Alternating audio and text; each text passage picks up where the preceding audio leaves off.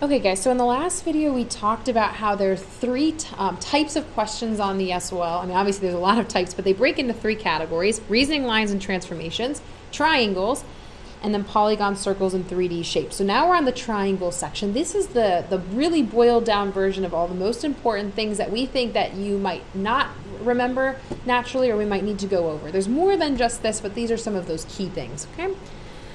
The first type of question you might see in the triangle section is it a triangle? So they might give you three numbers. So for instance, let's say they give you 5, 8, and 9 as the side lengths. The lengths of the two smaller ones need to add up to more than the biggest one. So I'm going to say two smaller must be larger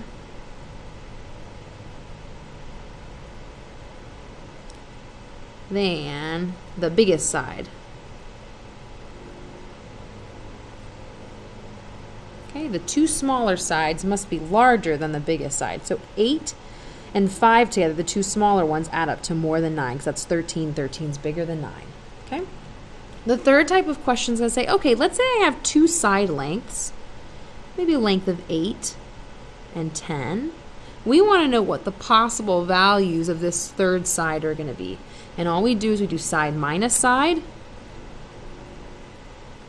and we do side plus side, and then make an inequality. So if I subtract these, I get 2. If I add them, I get 18. So the length of that question mark side is going to be between 2 and 18. It has to be bigger than 2, because it's a less than sign. We don't include 2. And smaller than 18. Okay? Sometimes we're going to get congruency statements. So something like triangle ABC is congruent to triangle DEF.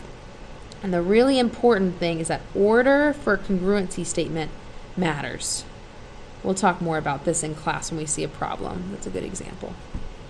Okay. With similar triangles, there's two things to remember. The first thing to remember is that all of the sides, if you match them up, so the heights from one, the height from the other, the radius from one, the radius from the other, they should all simplify down to the same scale factor or simplified fraction if they're similar triangles. And if we have similar triangles, we're going to set up a proportion to solve.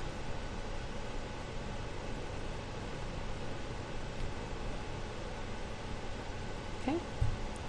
Something else that's not on this list is we might have to prove triangles are congruent, and we have 5 ways of doing that. Remember, we have SSS, SAS, ASA, AAS, and HL, but we're not going to add that to this memory sheet. But we'll see some problems that use those every once in a while. Next thing, if we're given a triangle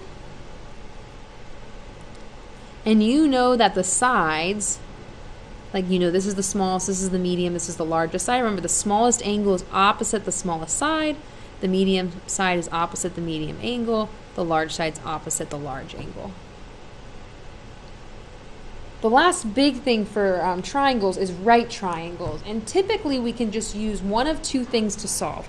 The first thing that we use a lot, and I always want to start seeing if I can use this, is the Pythagorean theorem. However, if we don't have two sides and we're solving for a third and we're dealing with angles, we might have to use trigonometry. And remember, for trigonometry we use the saying SO, CA, TOA. This stands for sine is opposite over hypotenuse, cosine is adjacent over hypotenuse, and tangent is opposite over adjacent side. Sometimes we have to use our third option, but remember, we can't use 30, 60, 90, and I don't want you guys to even use these unless you know you can't use these. But sometimes we have to use our special right triangles too, and we'll remind ourselves about those rules later. But if you don't see an angle that's 30, 60, or 45, you cannot use those rules. But we're going to just leave it like that for now, okay? So that's the end of the triangle section. I'll make a video. There'll be a third video available that you guys can watch on polygons, circles, and 3D.